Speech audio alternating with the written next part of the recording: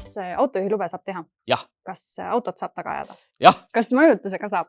Jah. See siin ei ole tavaline podcast. Meil on juttu politseiõppest, meil on kõige kuumemad küsimused ja kõige otsesemad vastused. Ja meil on siin vastamas nendele küsimustele mitte keegi muu kui üks ja ainus Kristjan Jaani. Tšau! Kas, Kristjan, sinu kooliajast on natukene aega möödas? Mis vahepeal muutunud on? Oih, väga palju on muutunud. Minu kooliajast on möödas 30 aastat. Aga kool on sama, Sisekaitseakadeemia, väga äge kool, kus saab õppida politseinikuks. Mis on muutunud selle ajaga, kui sina koolis käisid? Miks ma peaksin täna tulema politseinikuks õppima? Muutunud on väga palju. Esiteks on 30 aastat muutunud ja loomulikult on ka õppekavad väga palju muutunud ja ka ühiskonna ootused politseil on väga palju muutunud. Aga meie õppekava, õppimine politseinikuks on väga kaasaegne. Meid on ees ootamas uus õppekava ja tulla politseinikuks õppima, siis neid põhjuseid võib siin miljon tükki ette lugeda. Et see on väga äge töö. Saan ise kinnitada, see on tõesti äge töö ja neid tööid, mida politseis saab teha, on üle 100 erineva tegelikult. Ja see on tõepoolest tõelise tundega töö. Ja mis on ka oluline, et kui sa meie kooli lõpetad, politsei piirivalve kolledži lõpetad, siis see politsei töö on sulle garanteeritud, sul on töökoht olemas ja see ei ole kindlasti mitte vähe oluline. Aga mis on õppes? Ma olen kuulnud, et natukene on asju siin muudetud. Mis on õppes muutumas sel aastal? Alustame sellest, et meie õpe on kogu aeg olnud väga kaasaegne, väga ägedates tingimustes. Me kasutame väga praktilisi võtteid, sest politsei töö on väga praktiline. Nii et meie töö on selline, kus on teoreetiline osa, sellele kohe järgneb mingisugune praktikum ja kohe järgneb ka praktikale minek. Nii et õppimine, teooria ja praktika on kogu aeg käsikäes. Meil on erinevad simulatsioonikeskkonnad, meil on väga kogenud politseiametnikud, kes on meie õppejõud, nii et veel kord, see õpe on väga kogenud ekspertide poolt väga ägedas keskkonnas ja väga ägedas seltskonnas, sest see ei ole ka mitte vähe oluline, et inimesed, kellega koos õpitakse, need on sõbrad kogu eluks. Ja meie akadeemia üks eripära on see ju, et meil ei ole ainult politsei piirivalve kolledž, meil on see vanglateenistuse kolledž, meil on pääste kolledž ja meil on ka seal finantskolledž, nii et väga erinevatest valdkondadest ja erinevatest siseturvalisuse valdkondadest sõbrad tuttavad kogu eluks. Väga lahe kõlab, et kõik on nii äge. Kas katsed ka on ägedad? Katsed on muidugi ägedad ja katsetes ei ole ju mitte midagi keerulist. Enne kõik, keda me ootame? Ootame nutikat ja väga hea suhtlemisoskusega inimest, kes tahab tulla õppima politseinikuks. Aga loomulikult peab olema ka heas füüsilises vormis. Aga see füüsiline vorm ja need katsed, mida sisseastumiseks tuleb teha, need ei ole mitte midagi keerulist. Pead jooksma 3000 meetrit, pead tegema kätekõverdusi, pead kõhulihaseid tegema ja kätekõverdusi tegelikult sa võid veel asendada sellega, et hoopis surud kangi näiteks pingi pealt. Ja need ei ole katsed, mis on midagi, mis murravad konti. Kui täna tuleb mõte, et ma tahan tulla, siis ma julgen öelda, et paari nädalaga on ennast võimalik viia kindlasti sellisesse konditsiooni, et näiteks miinimumlävend kätte saada. Aga minu soovitus ei ole kindlasti miinimumlävendit tulla saavutama, sest konkurents on tihe ja miinimumlävendiga tõenäoliselt kaugele ei jõua. Aga siiski saab positiivse tulemuse. No, proovida võib. Aga mis saab vestlusest? Kui palju pinnite, et ma ei tea, mis sulle täna meeldib teha ja kui oluline on see, et kas ma tean peadirektoreid ja asedirektoreid ja kõiki tähtsaid nimesid nimetada? Kõige olulisem ongi tegelikult vestlus. Vestluses on võimalik koguda kõige rohkem punkte. Ja vestlusel sa jõuad siis, kui sul on positiivselt sooritatud ka kehalised katsed. Kusjuures siin ma rõhutan ära, et 3 kehalisest katsest peab olema positiivselt sooritatud vähemalt 2 tükki. Lisaks tuleb sooritada ka koordinatsioonitest. Aga meie kodulehe peal on kõike väga palju täpsemalt kirjas. Vaadake sisekaitse.ee, seal on YouTube'i videod, seal on õpetused, kuidas testi teha, kuidas koordinatsioonitesti teha ja nii edasi. Aga kui sa jõuad vestlusele, siis jällegi kõige olulisem on see, et sa oled hea ja avatud suhte ja sa oled vestlusel aus. Kas on tulnud vestlustel midagi välja ka, et ma ei tea, vana ülekuulaja meil siin endas komisjonis. Kas sa saad midagi neilt kätte, mis on tulnud ikkagi, et kui sa oleksid seda teadnud enne, siis te ei oleks tulnud katsetele üldse. Eks ikka on, aga pigem jõuame sinna, et kes inimene mäletab päris kõike, mis on võib-olla kuskil väga varajases lapsepõlves võib-olla juhtunud või olnud. Sellepärast, et me ju teeme inimese kohta ka taustakontrolli. Selle viib läbi Politsei- ja Piirivalveamet ja loomulikult iga tulevane politseiametnik peab olema laitmatu taustaga ja selles me peame veenduma. Veenduma selles nii vestluse käigus kui loomulikult ka siis taustakontrollis. Seda meilt on küsitud väga palju muide. Kui palju vaadatakse, ma ei tea, mu perekonna tausta, kas minu onu, ema, lehma, lellepoja tegemised on olulised? Täpselt nii palju kui vaja, et saada veendumus, et just nimelt sina oled laitmatu taustaga ja sind saab usaldada. See on väga oluline. Aga loomulikult siin on ka tähtis see, et kuidas me vestleme ja kuidas möödub meie vestlus. Ja vestluse juurde tagasi tulles veel kord on hästi oluline selline avatud, julge, rahulik suhtlemine. Me tahame näha, et sa ikkagi oled päriselt kindlaks ka teinud, kuhu kooli sa tuled ja kelleks sa tahad saada. Et minu soovitus on tutvuda politsei koduleheküljega, vaata politsei sotsiaalmeedia kontosid. Ole kursis sellega, mis toimub Eestis ja mis toimub maailmas laiemalt. Et sinul selline lai maailmavaade on kindlasti oluline ja politseinikule ka väga vajalik. Nii et veel kord, tee kindlaks, kuhu sa tuled, tee kindlaks, mis on see organisatsioon, mille liikmeks sina tahad astuda. See ei ole väga keeruline ja vaata ikkagi nagu ka seda, et kas sul päriselt see kutsumus on olemas, sest me tahame ka vestlusel ikkagi aru saada, et ei ole olukorda, kus keegi ärkas hommikul üles, vaatas peeglisse ja mõtles, et ma proovin nagu politseisse ka minna. Et tavaliselt ikkagi see kutsumus saada politseinikuks areneb pikema aja jooksul ja kui see kutsumus ka vestluse käigus väga hästi välja tuleb ja enamusel tuleb väga hästi välja, no siis on kõik juba väga hästi. Aga nägemine? On see kuidagi... Aga kuidas sul nägeb? Mul on väga hea.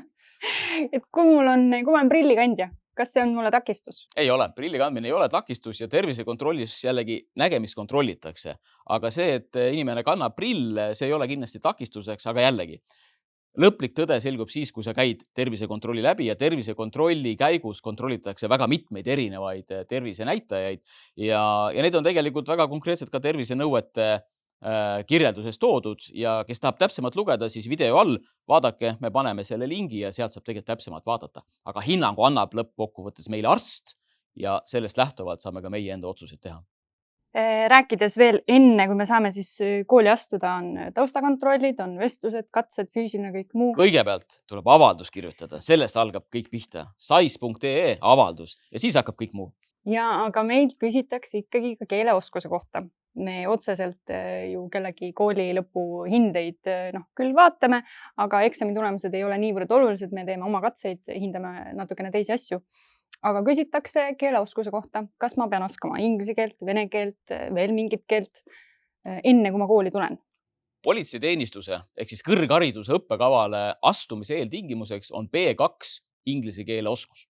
Ja B2 inglise keele oskus on see, millega tegelikult gümnasistid astuvad välja gümnaasiumi uksest. Ja seda peab igaüks ise SAIS-is avaldus kirjutades tõendama, et tal on see tunnistus väljastatud. Nii et veel kord, et see B2 on midagi, mille inimene omandab tegelikult siis gümnaasiumis õppides. Kõik muud keeled tulevad politseitöös kindlasti kasuks. Nii et mida rohkem keeli oskame, seda parem on. Väga konkreetne küsimus. Kas on tõsi, et mehed, kes ei ole läbinud kaitseväeteenistust, neid politseisse ei võeta? Ei ole tõsi. Me võtame neid kooli õppima, aga me soovitame kõikidel siiski läbida kaitseväeteenistus. Ja selline tavaline trend või kogemus on see, et väga paljud noored, kes astuvad meie kooli sisse, saavad ka sisse Politsei- ja Piirivalve kolledžisse, siis esimese asjana võtavad akadeemilise puhkuse ja lähevad hoopis ajateenistusse. Ajateenistuse, kas siis eelnev läbimine enne kandideerimist või peale sissesaamist ajateenistuse läbimine on väga positiivne ja annab väga palju juurde politseiametniku elukutsel. Nii et soovitus kindel on, et palun läbi ka ajateenistus. Eeltingimuseks ja kohustuseks ta meie juures õppimisel ei ole. Kuidas päriselt politseinikuks õpitakse? Mis mind kooli sees ootab, kui on september käes? Mis saab edasi? Kui sa jõuad esimesel päeval kooli, siis sind ootab väga äge ja praktiline õpe. Politseitöö on väga praktiline ja usu mind, et põhimõtteliselt esimestel nädalatel sa saad juba käed külge panna, algavad erinevad tunnid, mis on seotud nii õigusega loomulikult, aga algavad juba ka esimesed tunnid, mis on seotud enesekaitsega, politsei taktikaga ja ka relvastusega. Aga kui me vaatame üleüldiselt, kuidas on politseiteenistuse õppekava üles ehitatud, siis esimene aasta kulub sellele, et sa saad üldoskused ja sa saad politseiniku põhiõppe. Ehk siis esimesel aastal sa omandad politseiniku baasoskused, mis on vajalikud kõikidele politseiametnikele, kes töötavad politseis. Vahet ei ole, mis töökohal. Jaa, täpselt. Kui sa õpid politseinikuks, siis on olemas baasoskused, mis on vajalikud kõikidele politseiametnikele, olenemata, millist tööd sa politseis teed. Ja sellele kulub põhimõtteliselt terve esimene õppeaasta. Ja nüüd teise õppeaasta alguses toimub suundadesse jagunemine. Ehk siis meie õppekava näeb ette 3 õppesuunda. Nendeks on patrullipolitseinik, piirivalvur ja uurija. Ja teine ja 3. õppeaasta on siis väga konkreetselt juba suunaõppepõhine, 3 suunaõpet, mida ma ennem nimetasin. Teisel aastal hakkab siis kuidagi vahelduma töö ja õpe ja praktika. Ühesõnaga, et kui ma midagi õpin, mul on täna mis tund, õpin mingisugust kaasust, kuidas peretülisid lahendada ja siis mul tuleb kuidagi praktikasse, lähen politseisse, saan juba natukene kompida maad ja vaadata, et kuidas see põhimõtteliselt nii jah, aga õpingute keskel ehk siis teisel õppeaastal, teisel poolel hakkab sinu aeg aina rohkem mööduma ka reaalselt PPA-s töötades ja kinnistama siis neid oskusi, mida sa õpingute käigus oled saanud. Ja see on äärmiselt oluline ja valmistab sind juba õpingute käigas ainu rohkem ja rohkem ette selleks, kelleks sa meie juurde õppima oled tulnud, ehk siis konkreetselt selle suunaõppe põhiselt. Kas oled siis uurija suunaõppes, patrullpolitseiniku suunaõppes või piirivalvuri suunaõppes. Ja aina rohkem teisest õppeaastast, teisest poolest sa hakkad veetma aega Politsei- ja Piirivalveametis ja integreerud aina rohkem siis sellesse töösse. Ja kui koolis õppimine hakkab päris läbi saama, siis loomulikult tuleb sul teha ka lõputöö, bakalaureuse töö. Ja seal on nüüd 2 varianti, kas sa teed bakalaureuse töö, mingisuguse uuringu või sa teed lõpueksami. Lõpueksam on selline, kus sa saad mingisuguse kaasuse ja pead väga terviklut siis selle kaasuse ära lahendama. Aga ainult lõpueksamist ka ei piisa, vaid enne seda lõpueksamit pead sa tegelikult ka lühiuuringu läbi viima. Nii et igal juhul õppekava lõpetamine eeldab uuringu läbiviimist, teadustöö metodoloogia läbimist ja miks see on oluline, on see, et meie õppekava eesmärk on ennekõike ennast hariva ja ennast täiendava politseiametnike koolitamise. See tähendab seda, et me ootame, et ta õpiks ka kogu aeg edasi. Ja miks on oluline ka see teadustöö metodoloogia? Me ootame, et kui ta lõpetab bakalaureuse kraadi omandamise, siis ta kindlasti õpib sealt ka edasi. Ja jällegi selline uuringute läbiviimine, sellise kogemuse saamine on äärmiselt oluline ka järgnevates õpietappides. No, bakalaureuse tase tähendab, et mul peaks olema siis ka psühholoogiat või filoloogiat, mingit sellist baasteadmist aineid, kuidas sellega politseinike õppes on? Ja, absoluutselt nii on ja seda kõike me anname esimesel õppeaastal. Siis lähme edasi. Meilt küsitakse ka dokumentide kohta. Juba on väga teadlikud õppijad, tulevased õppurid tahavad teada, et kuidas tema päriselt tunneb ära inimese dokumendi pildilt ja selle, kes on tema ees. Kuidas sa kirjeldaksid, kuidas see õpe siis välja näeb? Ja, see on selline väga huvitav valdkond, mida me õpetame Sisekaitseakadeemias Politsei- ja Piirivalve kolledžis. Ja seda tõepoolest ka lahtistuste päevadel ja üldse, kui me käime kuskil meie eriala tutvustamas, siis palju küsitakse ja me ka ise seda palju näitame. Aga võib-olla sellised esimesed lihtsad tõed selle asja juures on see, et tuleb vaadata selliseid näosasid, mis tihtipeale inimesel aja jooksul ei muutu. Võtame nina, kõrvad, suu, silmad, et kui kaugel nad teineteisest asetsevad, kui pikk on üle huule ja nina vaheline distants, kas kõrvad kuidagi eriliselt asetsevad, näiteks ka armid loomulikult. Nii et kõik sellised asjad, see on väga huvitav valdkond meie õppuritele, see väga meeldib, seda annavad väga tugevad eksperdid, kes on oma karjääri ennekõike veetud just nimelt piirivalvamisel, piiripunktides, kus on väga oluline just nimelt isikut tõendavate dokumentide kontroll, veendumaks, et see inimene, kes tahab Eesti riiki Euroopa Liitu siseneda, ikkagi on päriselt see, kelle dokument tal on kaasas, nii et väga oluline ka selline turvalisuse vaade on selles olemas, et kuidas siis isikuid ikkagi õigesti tuvastada ja veenduda, et selle dokumendi taga on päriselt see inimene, kes väidab ennast olevat. Ma olen kuulnud, et on olemas superinimesed, kes tõesti tunnevad inimese ära ainult silmavaate põhjal. ja need on kaasatud politseitöösse, kes aitaks siis pätte tunda ära rahvamassist, et nad tõesti nagu, nad näevad ainult vilksamisi ja nad tunnevad ära, et see on see, see on see, see on see, et neil on nagu sihuke supermälu, aga neil ei jää meelde nimed näiteks, et nad on ainult nägude peale vihklid. Kas teil on ka kaasatud juba kuskil, tead sa mõnda? Ei tohi reeta. Eks erinevatel politseiametnikel on erinevad oskused ja mõned on tõepoolest ka supervõimetega, aga see on valdkond, mida täna maailmas näiteks kasutatakse tehnoloogia baasil juba, kus tegelikult AI hoopis on see, mis aitab näiteks erinevatele tundemärkidele tuginedes mingisuguseid isikuid ära tunda. Nii et see valdkond, kui sellest nüüd rääkida, siis me võime siin ikkagi päevi rääkida, aga tõepoolest see tehisintellekti kasutamine siin ja see tehnoloogia, ma ei taha öelda, et see on tulevik, see oli juba olevik, aga areneb meeletu kiirusega ka selles valdkonnas, mis aitab just nimelt turvalisust tagada. No enne kui me lähme tulevikku, mis saab pärast seda õpet, tahavad ikkagi noored veel teada, mis on kõige raskem selle õppe juures, et kui sa tuled Sisekaitseakadeemiasse, sa tahad saada politseinikuks, võib-olla sul on sihuke kindel suund juba teada. Mis on see, mis võib saada takistuseks või siukseks väga raskeks, et sa ei kujuta ette, et sind tabab mingi asi väga ootamatult? Tead, õpingud peavadki olema rasked ja kogu aeg, sest iga õpe peab sisaldama pingutust. Kui ta üldse raske ei ole, siis mul tekib küsimus, kas üldse õpitakse. Nii et õppimine peabki olema raske. Ta peab olema tehtud huvitavaks, ta peab olema ägedas keskkonnas, ta peab olema tähenduslik, aga ta peabki olema raske ja ta peab nõudma sinult teatud pingutust. Aga jällegi, et õpe on ka selline, mis on väga vaheldusrikas, et võib olla väga rasked teoreetilised osad, millele järgneb jällegi võib-olla selline käeline tegevus, kus sa saad kohe ennast proovile panna, kus on väga palju sellist võib-olla mõttetööd, paindlikkust, meeskonnatööd, sa ei pea ise tulema selle kõige õigemale lahendusele. Politseitöö on alati meeskonnatöö, suhtlemine, et sa saad oma paarilise käest küsida, sa saad arutada, kui selleks on aega, aga loomulikult politseitöö on ka selline, kus sul on vaja nipsust otsustada, kui kiiresti on vaja mingisugune asi ära otsustada. Ja sellepärast peab see õpe olema raske ja tihtipeale ka pingeline, sest politseitöö ise oma olemuselt on ka ikkagi väga pingeline ja raske. No ma olen kuulnud, et tulevad sellised natukene õrnemad neiukesed katsetele ja siis saavad ootamatult teada, et kohe esimene kuu pannakse laskma ja sa ei ole kunagi relva käes hoidnud. Sul on adrenaliin möllab ja kõik võtab ikka pisarad voolama neil, kui nad need esimesed lasud teevad. Kuidas sellest siis üle saadakse? Kas see nagu kasvab niimoodi ja harjud järk-järgult või ma ei tea, mäletad sa enda õppest selliseid asju?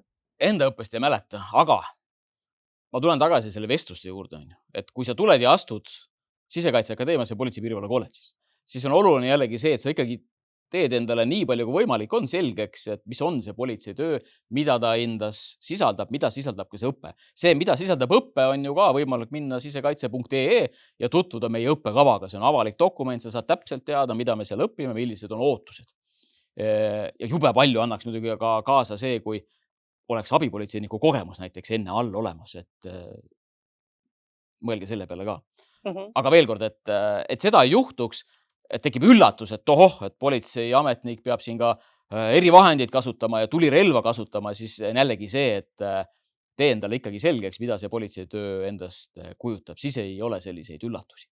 Selliseid üksikuid näiteid on olnud, aga jällegi meie õpe on väga hea, väga suurepärased eksperdid seda läbi viivad, et küll me ka sellise üllatuse suudame õppe käigus teha nii, et ta enam ei ole üllatus.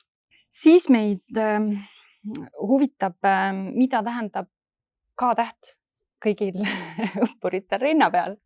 Selgita siis lühidalt ära, mis see K on. K-täht tähendab kadetti ja tegelikult on veel üks etapp meie õpingute käigus, kus sul ei ole paguni peal üldse mitte midagi, vaid see on tühi.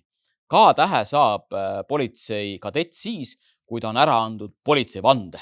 Ja peale politseivande andmist ongi see pidulik moment, kus antakse siis sinu esimene ametitunnus ja selleks on siis K-täht. Ja K-täht tähendab siis kadetti ja kui on ainult K-täht, siis see tähendab esimese kursuse kadetti. Kui K-tähele tuleb üks väike tärn juurde, on teine kursus ja kui tuleb 2 tärni juurde, on 3. kursus, kes hakkab juba kohe lõpetama. Ja kuidas nad edasi lähevad riburada pidi? See oleneb sinu enda karjääri valikutest lõppkokkuvõttes, kuidas sa ise enda karjääri kujundad, kuhu sa tahad liikuda, nii et see mis siin tulevikus sul hakkab olema, see sõltub ainult sinust endast. No hästi. Läheme siis edasi, mis saab tulevikus, sest natukene juba siin on kombitud ja küsitud näiteks, kui tullakse õppima meile. Meil on 3 õppesuunda, aga seal sees ei ole näiteks koerajuhi ametit. Koerad ju väga lemmikud kõigil, pakuvad palju huvi. Kas ja kuidas on võimalik siis saada hiljem nendele teistele töökohtadele? Jällegi, see, kuidas sina enda karjääris hakkad liikuma, sõltub sinust endast, tulevikus vabadest ametikohtadest, politsei piirivalveametis ja nii edasi. Need suunaõpped, mida meie anname, piirivalvur, patrullpolitseinik, uurija, need on need kõige põhilisemad tööliinid politseis ja samas kõik need suunaõpped annavad ka kõige parema vundamendi ja baasõppe tegemaks ükskõik millist tööd politseis. Ja kui siin käiks näiteks läbi koerajuht, siis koerajuhiks tegelikult üldiselt tullakse peale seda, kui juba mingi aeg oled töötanud politsei piirivalveametis ja vastavates gruppides meeskondades vabaneb näiteks ametikoht ja siis PPA hakkab ennekõike siseselt otsima juba töötavate politseiametnike seast näiteks uusi koerajuhte. Nii et protsess käib sellisena. Meie enda juures otseselt tasemeõppes kadettide vaates koerajuhte ei koolita, kuigi politsei piirivalve kolledžis on eraldiseisev üksus, kes tegeleb täienduskoolitusega ja nende täienduskoolituste sisuks ongi puhtalt teenistuskoerte koerajuhtide väljaõpe. Aga see on täienduskoolitus juba töötavatele politseiametnikele. Hästi, räägime palgast. Okei, räägime. Räägime palga selgeks. Palju siis politseinik palka võiks saada? No okei, räägime 100 tööd. Võiks saada siis 10 tonni. On ju, ameteid on palju. Kuidas, no teeme kitsenduse, muidu jäämegi rääkima, palk on nii palju erinevaid. Kui noor lõpetab kooli, otse nii-öelda ilma kogemuseta läheb, mis ta alustamise palk võiks olla? No kui me räägime tänasest olukorrast ja tänased lõpetajad lähevad üldjuhul 95% nendest tööle esmareageerija tööle, mis tähendab seda, et nende esimene töö saab olema kas patrullpolitseinik või piirivalvur. Ja kui me räägime 2 regioonist Eestis, räägime Ida-Virumaast, räägime Harjumaast, siis selle inimese esimene palk, kõige esimene palk, kui ta tööle läheb, on 2050 eurot. Kõige esimene palk. Sealt edasi ta hakkab tõusma. Ja kui ta läheb ülejäänud 2 regiooni, kas siis lõunapiirkonda või läänepiirkonda tööle, siis tema kõige esimene palk on 1850 eurot. Ja sealt ainult läheb ülespoole. Aga see on täna. Kindel on see, et see palk läheb kindlasti suuremaks. Et kui me räägime nendest inimestest, kes nüüd kandideerivad ja tulevad meie juurde õppima, siis ma küll siiralt usun ja loodan, et siis, kui nemad lõpetavad kooli, siis nende palk on kindlasti suurem. Kui on natukene vanem inimene, ei ole enam otse gümnaasiumist tulev, kas ta siis on nagu võimalik eriüksus saada, ma ei tea, kiirreageerijaks või K-komandosse kuskile, noh, et kas mul tuleb mingi lagi ette, kui vana ma võin olla? Ei tule lagi ette, aga eriüksuses tõepoolest mängib ka väga palju rolli ikkagi sinu füüsiline võimekus, mis muidugi peab toimuma kooskõlas sinu nutikuse ja tarkusega. Aga jällegi, kui eriüksused otsivad ja värbavad enda meeskondades uusi liikmeid ja seal ei ole kuidagi paika pandud, et mehed ainult või ainult naised, oodatud on kõik erinevad sood ja erinevad vanused. Viiakse läbi katsed ja kes kõige paremini need katsed läbivad, need sinna meeskondaga saavad, nii et nii see asi käib. Muideks, kui rääkida meesterahvaste ja naisterahvaste osakaalust ka politseiõppes, siis see on pooleks. 50% on meesterahvad, 50% on naisterahvad, nii et see on teadlik valik. See ei ole teadlik valik, aga see on väga hea valik, see on väga positiivne, et ta sellisel kujul on, et on võrdselt olemas nii mehi kui naisi meie õppes, ja see trend on selline olnud juba päris pikki aastaid tegelikult. Ja see on tegelikult väga positiivne, sest jällegi on politsei töid ja on ka politsei väljakutseid, kus naisterahvas suudab seda paremini lahendada, mõnda suudab paremini lahendada ja meesterahvas jällegi, eks ole, puhtalt oma olemuselt juba. Meie üks enda vilistlane muide ütles, naisterahvas, et kui ta läks patrulli, no ta oli ka natukene väiksemat kasvu ja ei vaadatud, noh, et kui on ikka siuke madistamist vajav asi, siis ta ütles, et ma loodan oma partneri peale, aga muidu ütles, et ma suudan lastega palju paremini suhelda. Just, täpselt. Lähed kodutüli lahendama, on ju, kõik on siuksed, noh, mis teed siin? Et naisterahvastel tuleb see suhtlemise pool palju paremini meelde. Muidugi ei saa üldistada, aga ütles, et see on tõsine eelis. Ja lõpuks see väljakutse lahendamine ka meeskonnatöö, eks ole, et seal ongi, et mõlemal meeskonna liikmel võibki tekkida välja kujuneda oma rollid, kuidas nad lahendavad, kes esimesena rääkima hakkab, kes on tagaplaanil, millal toimub muutus, et välja töötanud meeskonnas kujuneb see päris kiiresti välja. Ja siis tahetakse meil teada, mis on kõige populaarsem töökoht, kuhu minnakse siis pärast Sisekaitseakadeemiat tööle. Kõige populaarsem on politseitöö. Minnakse politseitööle. Politseitöö on töö, mis sisaldab endas väga palju erinevaid tööliine, aga kui sa küsid, mis on kõige populaarsem, siis mina jään selle juurde ja ma ütlen, et politseitöö ongi populaarne. Politseitöö ongi äge, tõelise tundega töö. Väga lahe. No kõik ei saa nii äge olla, aga mis te pakute alustavale õppurile siis veel? No peale ägeda õppe. Peale ägeda õppe ja ägeda töö, siis me pakume seda, et kui sa tuled meie kooli, siis me anname süüa 3 korda päevas tasuta. Me anname ühiselamu koha tasuta. Sa ei pea hommikuti mõtlema, mis riided selga panna, sest me anname kõikidele tasuta vormi, politsei vormi, elu parima vormi anname selga ka tasuta. Me maksame stipendiumit, me maksame põhistipendiumit meie kolledžis õppimise eest. Ja kui sa õpid väga hästi, siis sul on võimalik veel saada lisastipendiumit. Lisastipendiumit heade õpitulemuste eest, aga lisastipendiumit ka näiteks heade sporditulemuste eest või lisastipendiumit selle eest, et sa oled väga aktiivne. Näiteks aitad aktiivselt kaasa lüüa erinevates värbamistegevustes. No kõlab ju ägedalt. Aga kuidas see... Mitte ainult ägedalt, vaid ega teised kõrgkoolid selliseid hüvesid ei paku. Ei, teised meile järgi ei saa. Ei saa. Aga tavaline tudengielu, klassikaline. No, on pidusid, kokkusaamisi, tutvumisi, kuidas see politseieluga kokku läheb? Meil on väga aktiivne üliõpilasesindus ja üliõpilasesindus korraldab meil väga palju erinevaid üritusi. Alates õppeaasta algusest tõepoolest, kui toimub üks väga äge sündmus, mille eesmärgiks on siis see, et uued õppurid omavahel tuttavaks saaks. Aga on kinoõhtuid, on mälumänguõhtuid, on ka videomängu mängimise õhtuid, mida meie Sisekaitseakadeemias tehakse. Nii et üliõpilasesindus hoiab meie tudengeid, õppureid väga hästi, korraldab üritusi, seisab nende õiguste eest. Nii et üliõpilase esindus on meil tugev. Et Sisekaitseakadeemiasse politsei piirivalve kolledžisse saada. Meil on vestlused, füüsilised katsed ja nende nii-öelda lõppskoori sees on ka selline asi nagu lisapunktid. Okei, ma teen oma kätekoordsed, teen hästi ära, jooksen vestlusel ka, tead, on siuke eeskujulik. Aga mis need lisapunktid on? See on väga hea küsimus, sest sul on võimalik tulla niimoodi sisseastumiskatsetele, et sul on juba garanteeritud teatud hulk punkte. Ja väga positiivne. Näiteks, kui sa oled gümnaasiumiastmes läbinud sisekaitseõppe, kogu kursuse, siis juba 3 punkti on sulle garanteeritud. Need on juba sul kirjas. Kui sa oled läbinud ainult 1 kursuse näiteks sisekaitseõppest, siis sa saad 1 punkti. Ja need on sul juba garanteeritud. Kui me räägime nüüd kehalistest katsetest, siis kehaliste katsetega on ka võimalik tegelikult nii-öelda üle kanda kehalised katsed ajateenistusest. Et kui sa oled ajateenistuses näiteks teinud ära NATO testi positiivselt, siis need katsed on võimalik üle kanda ja sa meie juures ei pea tegema muud kui ainult koordinatsioonitesti. Kui sa oled tugev sportlane, tippsportlane, siis loomulikult oma tippsportlikud saavutused on võimalik üle tuua ja me saame ka neid arvestada.